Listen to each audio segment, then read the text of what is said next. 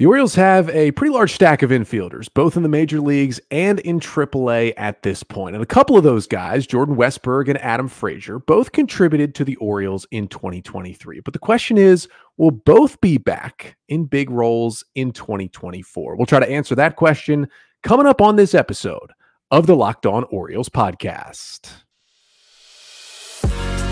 You are Locked On Orioles, your daily Baltimore Orioles podcast. Part of the Locked On Podcast Network, your team every day.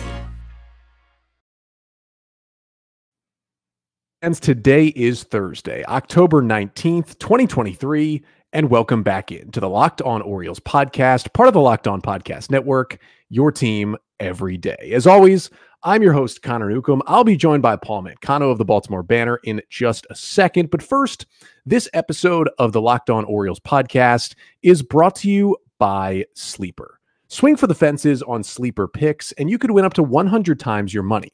Download the Sleeper app and use promo code LOCKEDON, and you get up to a $100 match on your first deposit. Terms and conditions apply. See Sleeper's terms of use for details. Currently operational in over 30 states. Check out Sleeper today. So we are joined by another special guest once again, back-to-back episodes. We've got another friend on the podcast. He's been on this pod many a times before, and you may know him now from all of his, let's say, incredible videos, articles, and just general vibes he brings to the Baltimore Banner. He is Paul Mancano, and Paul, welcome back to the pod. Thanks for having me. I've never been described as a vibe guy. That feels good. You seem to be, in terms of Orioles coverage from the outside, you seem to be the vibes guy of the Orioles coverage. I'll take it. Honestly, I don't know if it's good vibes or bad, but as long as there are vibes.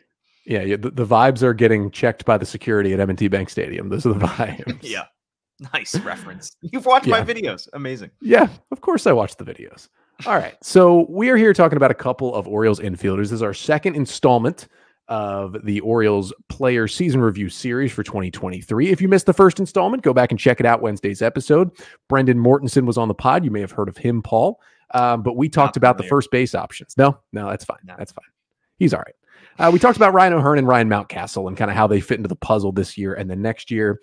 This episode, we're talking about two infielders. Kind of by the end of the year, I'd say the Orioles' two main second base options as we move from first to second base.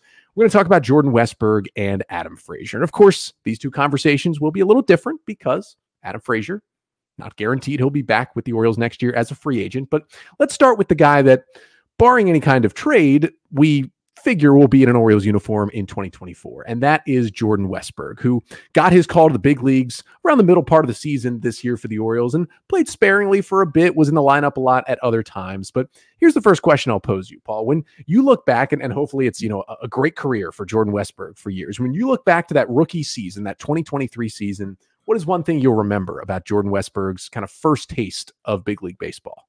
I think that he was ready. That he was as billed. He was a guy that impacted the game in a lot of ways.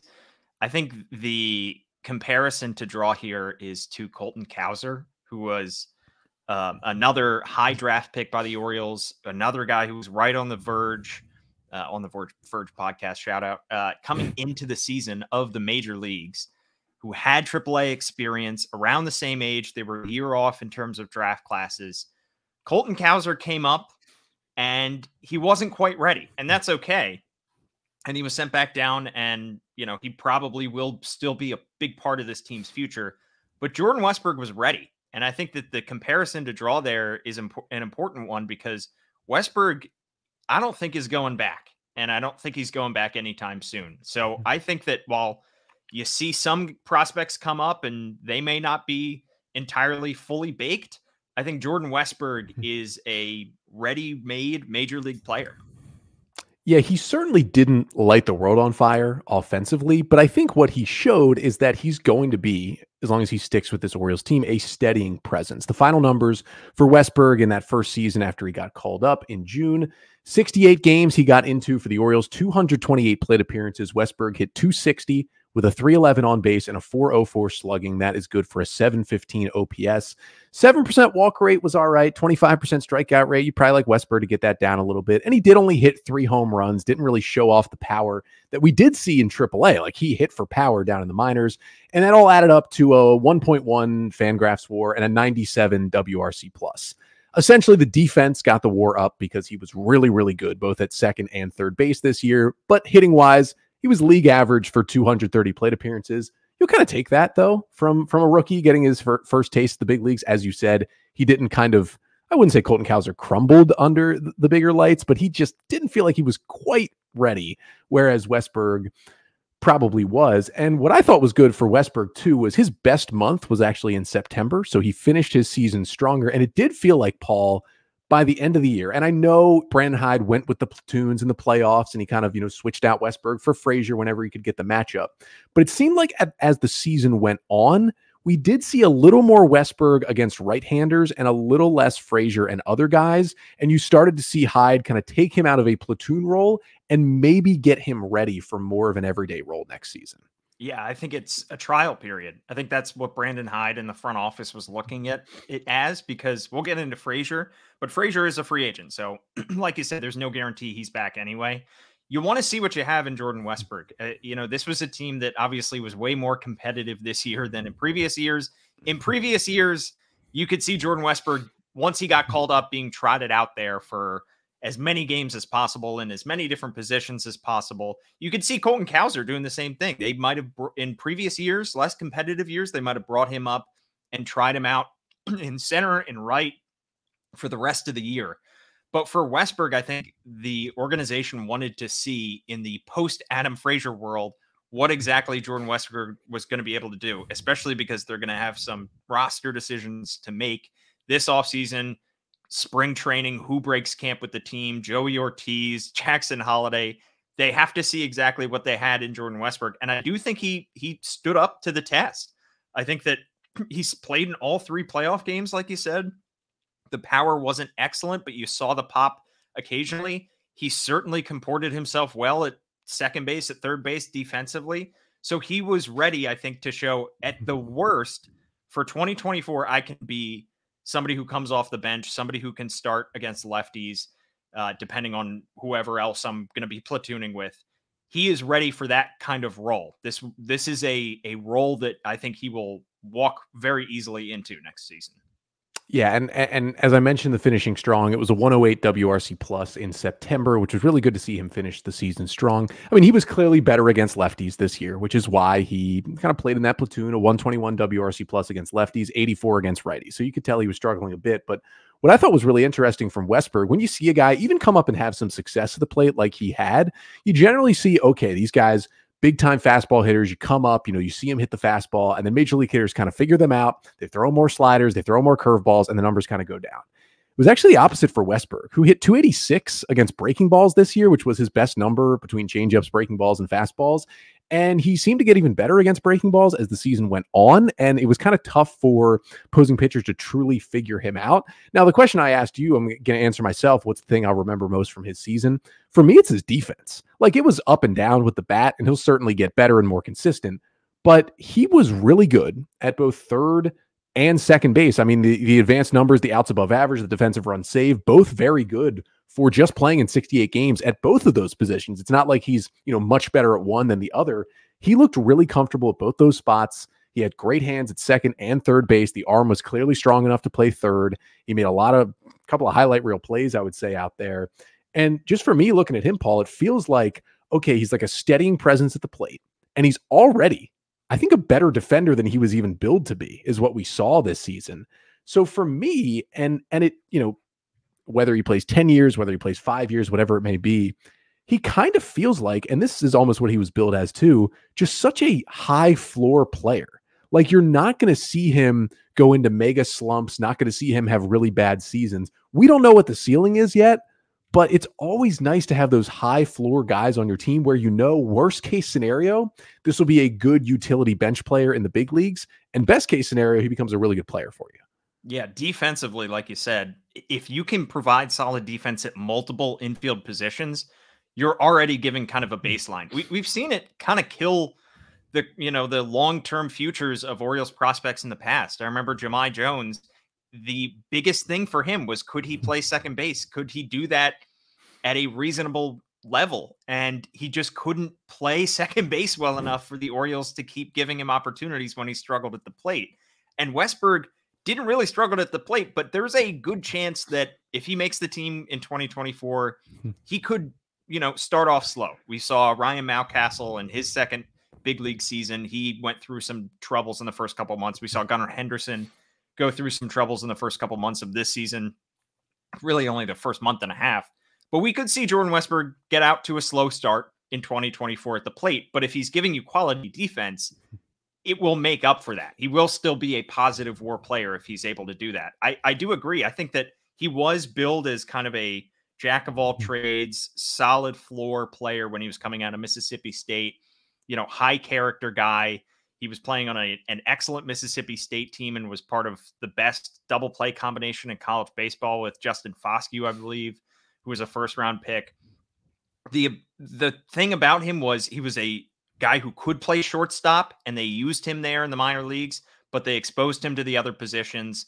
And now that they have shortstop seemingly taken care of, at least with Gunnar Henderson, maybe with Jackson Holiday, they can use him to their advantage at second base, at third base, and maybe in a pinch at shortstop. So the defense, I do think, was a little bit better than billed, but it's the benefit of taking a shortstop and using him at a less strenuous defensive position like second or third.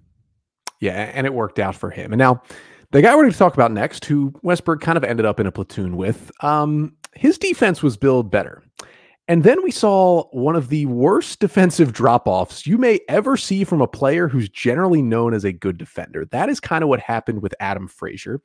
His offensive approach kind of changed a little bit too. It was a weird year for him in Baltimore, and we will try to recap it coming up next. But first, this episode of the Locked On Orioles podcast is brought to you by Sleeper. Now, the Major League Baseball playoffs are here, and unfortunately, the Orioles are not in them anymore, but the clock is still ticking on your chance to times your money by 100 in cash on daily fantasy baseball. Baseball's never been more exciting than it is now, with studs like Acuna, Betts, Ohtani, Bryce Harper, and Gunnar Henderson. Well, all you got to do on Sleeper is pick more or less on stats for these stars, like homers, hits, strikeouts, and more, for up to a 100 times payout on Sleeper. And if you get your picks right, you could win big. And also the great part about Sleeper is they've got an app, and it's super easy to use. You go on the Sleeper app, you make your picks, you are done in under a minute, and your entries are in. So use the promo code Locked On, and you'll get up to a $100 match on your first deposit. Terms and conditions apply. See Sleeper's terms of use for details. Check out Sleeper today. So we got Paul Mancano here. He is of the Baltimore Banner, covering the Orioles, talking Ravens over there, and producing some good social media stuff, some engaging social media stuff. Paul, I was liking you in the Ravens locker room the other day, kind of showing them. You were showing them the play also, right? That was drawn out on the sidewalk that you and Andy Koska, also of Orioles Baltimore Banner fame, who will be on this podcast later this offseason, really got to show off the athleticism. It's got to feel good that you can kind of show off the journalism degree, right? But you can also, the hidden athlete inside you is also used in this job. Exactly. And I was out there, wearing my Syracuse t-shirt and shorts. So I got to show off the Cavs too. Really everything was, until security stopped me, everything was working for me at outside M&T Bank Stadium. And speaking of someone who seemingly showed off his body on TikTok at one point this year, let's talk about Adam Frazier, who certainly had an interesting season for the Orioles this year. Adam Frazier came in on a 1-year, $8 million deal with the O's as kind of the safety net for the Orioles infield, right? He was the guy that, hey, he had a bad year in Seattle in 2022. There's no doubt about it. That was the worst year of his career last year, but he stayed in the Mariners lineup. He was in the lineup in the postseason, and he delivered when the Mariners finally went back to the playoffs. And the Orioles said, hey, this is a guy who doesn't strike out, puts the ball in play, generally is around a league average hitter, and we think maybe we can get a little more pop out of his bat, and he can be a good veteran in our clubhouse. Instead, we got not the version of Adam Frazier you've really ever seen. So, Paul, same question I asked you about Westburg. I have a feeling, and we'll get to this later, that this is the one and only year we see Frazier in an Orioles uniform. But when you look back on this and you think about the 100-win Orioles in 2023 and you think about Adam Frazier's impact, what's the one thing you'll remember from what had to be an odd season in the course of Frazier's career? I think about the clinching game at home where he drove in, was it the game-tying run with a double down the line? I think that was the one kind of moment that will stick out for him. But I think that he was similar to Westburg, though he comes in as a free agent. He was as billed for the most part, except for the defense. That was the one area that I thought, took a major dip. But other than that, he was pretty much what I expected. I expected a bounce back year. The Orioles were expecting that too from him this season. They got that. The defense fell off, and I think we'll discuss maybe why that happened. But he filled a perfect kind of role, and it's a stopgap spot that they needed desperately in 2023. They probably won't need in 2024, but I think Orioles fans, maybe they won't view him through rose-colored glasses and say he was an essential piece when they look back at this team. But I think in several years, when they talk about the 2023 AL East champion team, I think they will look back at Adam Frazier positively. I will remember him lighting up multiple cigars in the clubhouse after their 2 clinches. So that's my indelible memory. Yeah, obviously the double against Pete Fairbanks to tie that game against the Rays, that's going to be the number one Adam Frazier memory. For me, actually, I'm going to go a little bit of a different way on what I remember. I'll kind of remember the fact that, and I think this could happen where, because Frazier, even if he doesn't re-sign with the O's, he's probably going to get a couple more major league deals, play for at least a few more years, because he holds a place on major league teams.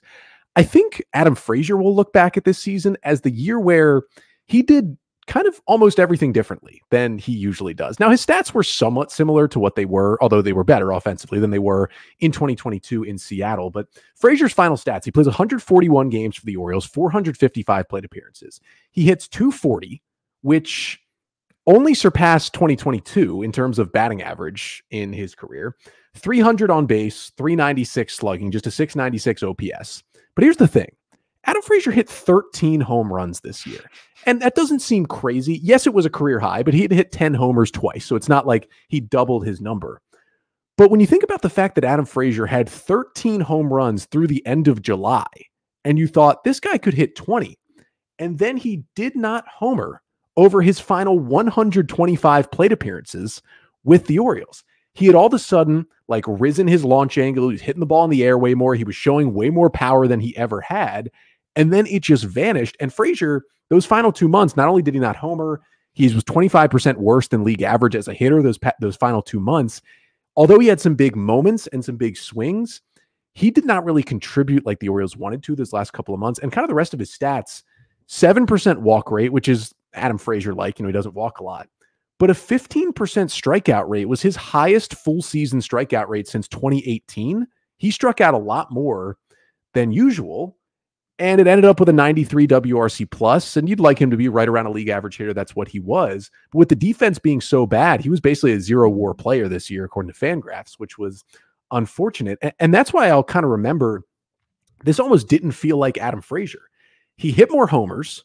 He struck out way more than you usually see. He played bad defense, and specifically in September, and I don't mean to like bag on him too much here, but in September, Adam Frazier had a 27% strikeout rate in September. Like, that's bad for anyone, not just a contact hitter. Adam Frazier had never had a month in his entire major league career where he had struck out more than 20% of the time until September of this season. So I don't know what happened, but he really kind of fell off at the end of the season. And I just looked at him all year and I was like, did he contribute? Absolutely. And was he good in the first half? Absolutely. I thought in that first half of the season, he was a really good signing for the Orioles, but I just kind of felt like it was the opposite. Adam Frazier was kind of not as billed. He didn't really hit for average. He struck out more, but he also hit for power, but he didn't play good defense. And I wanted to get your take on this. Like, do you think the Orioles made some specific changes because they thought, hey, we can get more power out of his bat? Or do you think the Orioles sat there at the end of the season and went, this was not the Adam Frazier we thought we paid for last offseason? I mean, while I see what you're saying in terms of the power was definitely up, the strikeouts were definitely up, the average was down. I just think a lot of his struggles coming in September maybe are harder to remember just because those games seem to matter a little bit less down the stretch because the Orioles clinched as early as they did, because they had built such a big lead at that point. And I feel like the Orioles have to be happy with what they got from Adam Frazier. I mean, maybe if they had signed him to a 2 or 3 year deal, you would be very concerned going into 2024 when he finished the season the way that he did. But they got what they wanted for 5 out of the 6 months. And I don't see a major variation in terms of the numbers that he put up this season compared to his career averages. I mean, his OPS plus was a little bit below average. The batting average, like you said, was low. I mean, the home runs being 13, that could also just be part of the fact that he's playing at Camden Yards, where the right field porch is as close in as it is. And I think that they were really just looking for production of any kind from him. I'm sure they were probably disappointed with the defense that they got at second base from him, but $8 million for that kind of production that you're getting from Adam Frazier, and to be the veteran presence that he was in that clubhouse, I do think that they have to be happy with where they stand. And it's a nice kind of way for them to close this chapter of thank you very much. I hope you enjoyed your 1 year in Baltimore. We have bridged the gap now to 2024. We have guys like Jordan Westburg and Jackson Holliday on their way.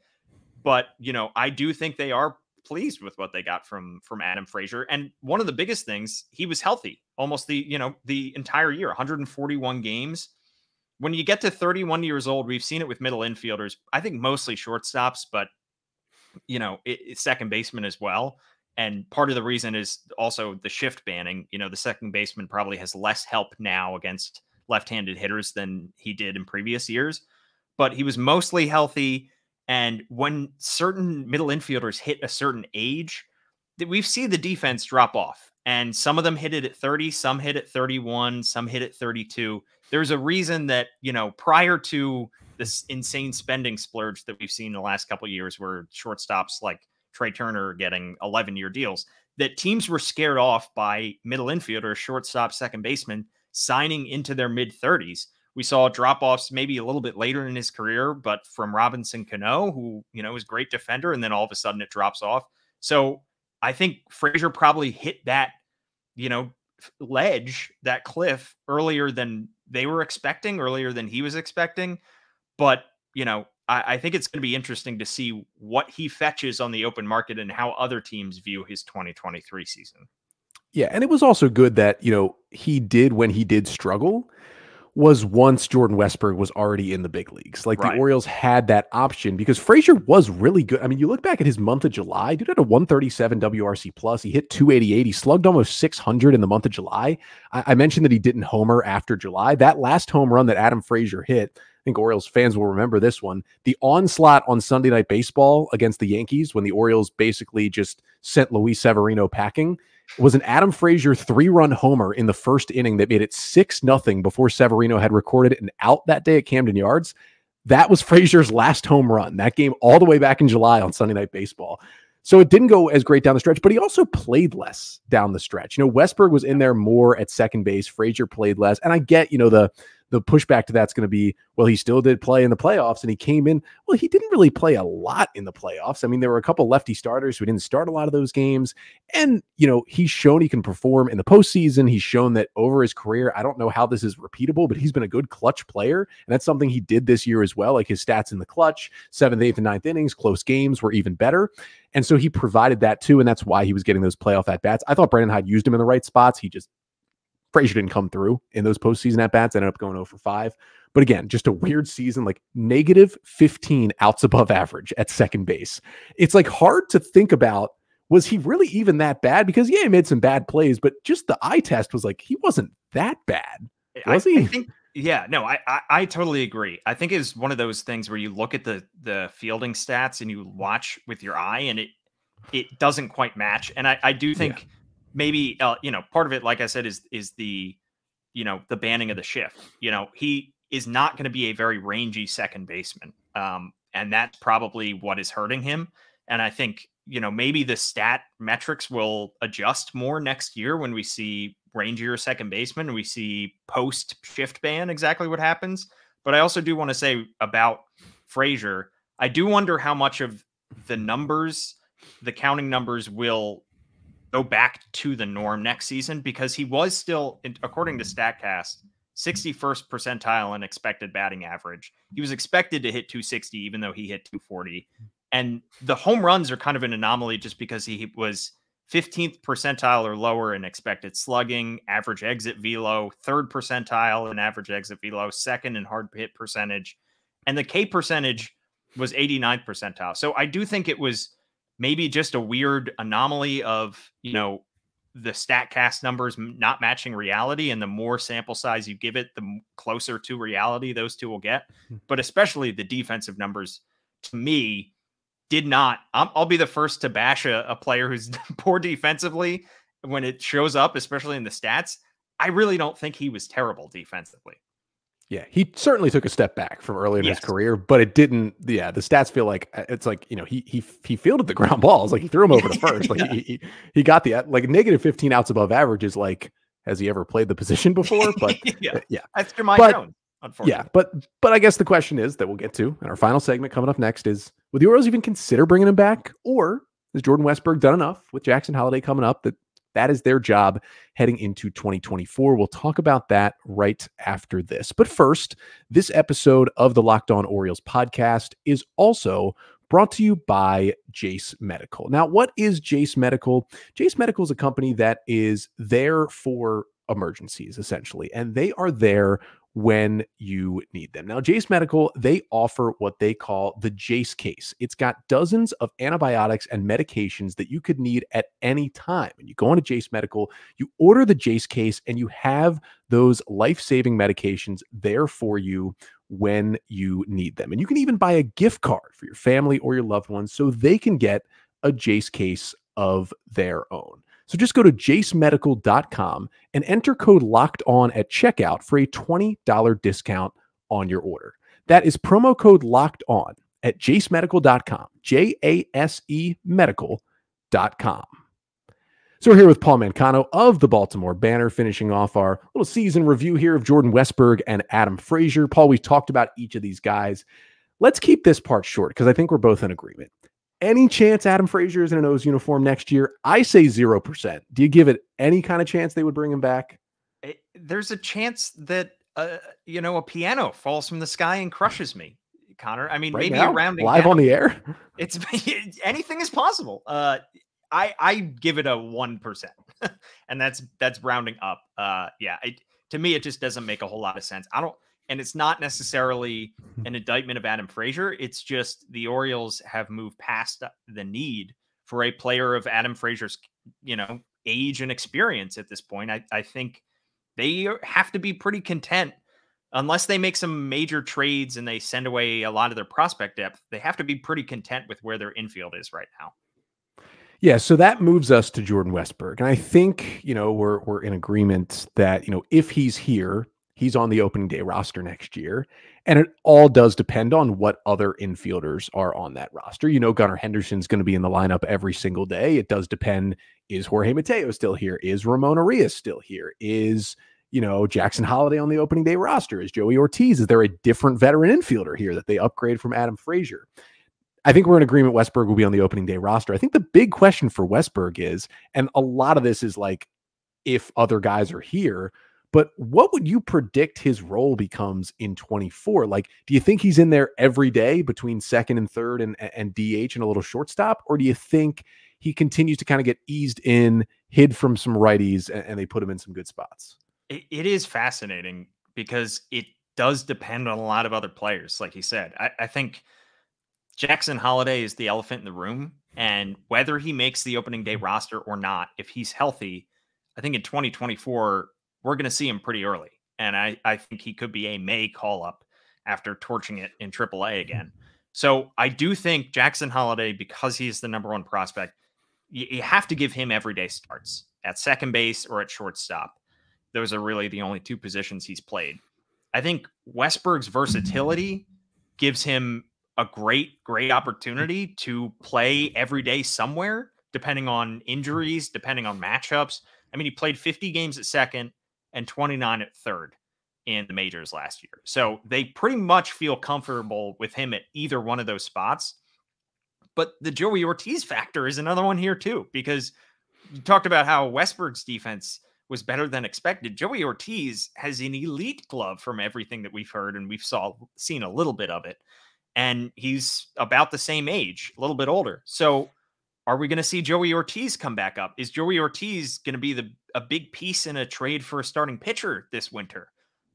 So I think Westburg, the problem is you're going to have to give Jackson Holiday everyday starts. You're going to give Gunnar Henderson everyday starts.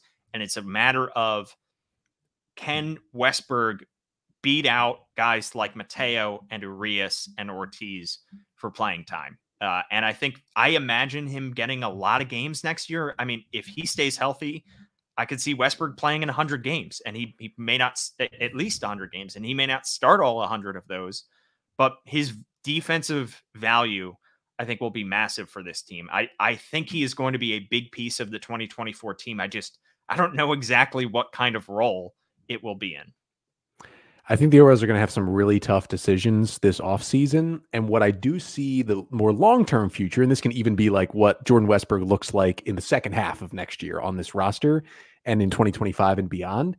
I think worst case scenario, Jordan Westburg seems to be an upgrade on Ramon Urias's exact role on this team, because I don't think Urias or Westburg will play maybe Gold Glove level defense. I mean, what Urias did at third base last year was incredible, and his defense took a little step back this year, but he was still great at third base and second base.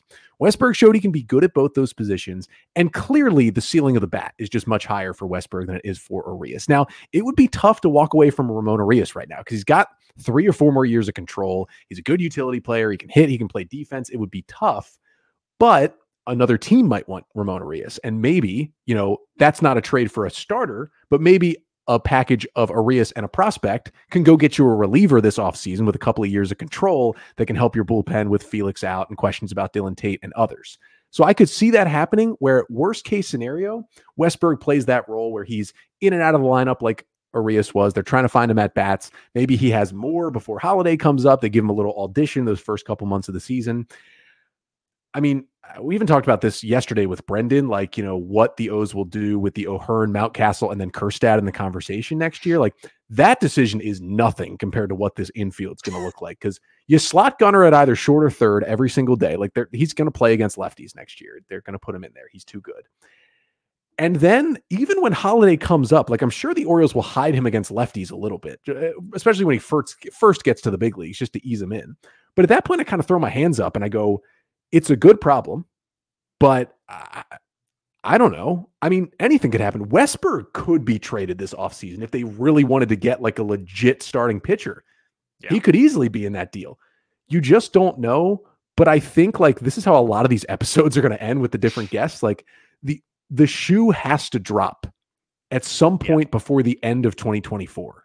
So there is still a little bit of time, but that other shoe has to drop on some of these prospects, because at some point, it's just not worth keeping Ortiz in AAA and keeping Westburg on the big league bench. At some point, something will happen, right? Yeah. No, it does have to happen at some point, but you do hope from an Orioles perspective that Elias doesn't just force something to force something. I think we saw that a little bit last year, right before the season in the Cole Irvin trade. It felt like, he forced it because he felt he needed a pitcher. And, you have all of this depth with the prospects, but you have to still nail these trades. There does have to be a trade at some point, you think, but you can't get it wrong, because if you get it wrong, you've just given away a top talent. I like what you said about Ramon Urias. It's hard to just walk away from him. For the people that say, we need to move on from Ramon Urias. Okay, what do you do with Ramon Urias? What is your answer here?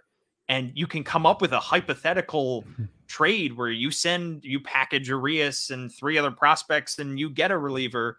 And fans love to do that during the offseason, but that has to be a real offer that exists. And Mike Elias has to decide whether it's worth it. So it's a great problem to have, but it's not guaranteed that Elias will navigate this minefield correctly. It still takes a lot of skill to be able to do it. So I'm fascinated to see how it goes. I'm fascinated to see if any of these guys get traded and, what kind of roles they'll have with other teams. But I do think where we differ from where we were last year, because last year at this time, they had similar problems with a ton of prospects, but a lot of these guys are ready now. And it does not make sense for this team to go sign an Adam Frazier, to go sign a veteran, especially if you look at the middle infield free agents, it's ugly out there. I would not suggest, even looking at the list, because Matt Chapman is probably the best infielder in free agency. So there's nobody out there that makes sense that you would rather have playing over Jordan Westburg, honestly, in free agency, and probably not in trades. So that's where I think this team has a real step up over others, is they don't even have to look for infield depth. If they go into next year with the same group of prospects, they've got it, and they don't need to make I don't think any major league additions to their infield. What do you think? Yeah, it's honestly right now more about what major league subtractions they will make. That is the question for the offseason. And I do have on pretty good authority that Ramon Urias was floated out there in trade talks for pitching last offseason. So I do know the Orioles are willing to do that. And I think he's valuable because of the glove, because he can hit a little bit, and all the control. Like, teams really like guys with team control. They feel like we can mold this guy into a good utility player. Is he going to get you a number one? No. But he was floated out there in some deals that would have brought back maybe like a number 5 swingman type pitcher, similar to Cole Irvin. And I know the Orioles are somewhat open to doing that. So maybe it could bring back a reliever, but it's so many questions that it really is about what subtractions you make in this infield. Now, there's got to be additions elsewhere, but in terms of the infield, it's really weird. Not a lot of teams have this issue, but it's like, who do we cut? Because someone might have to be DFA'd or traded or left to kind of rot in AAA for a little bit. And I like that the problem is not Jahmai Jones versus Freddie Galvis versus Hanser Alberto versus Rio Ruiz anymore, but it is also still a decision that has to be made. Yeah, and you don't want to look back in 5 years and say we traded the wrong guy. Like, you have so many prospects who are around the same age, who all are top 100 prospects, and you don't want to be like, we traded the wrong guy. We should have kept this. We should have traded Joey Ortiz, and we ended up, trading him. And you don't want to be in that situation. So while it is a great spot to be, you can still screw it up. So you still have to be careful with all of these moves that you make, because I'll bet right now, maybe Mike Elias doesn't regret the process that got him there, but I'll bet he wishes he still had Cesar Prieto and Drew Rom, heading into this offseason. Maybe they may not be contributors for their teams going forward, but they were trade pieces. So it is possible to still, navigate this poorly.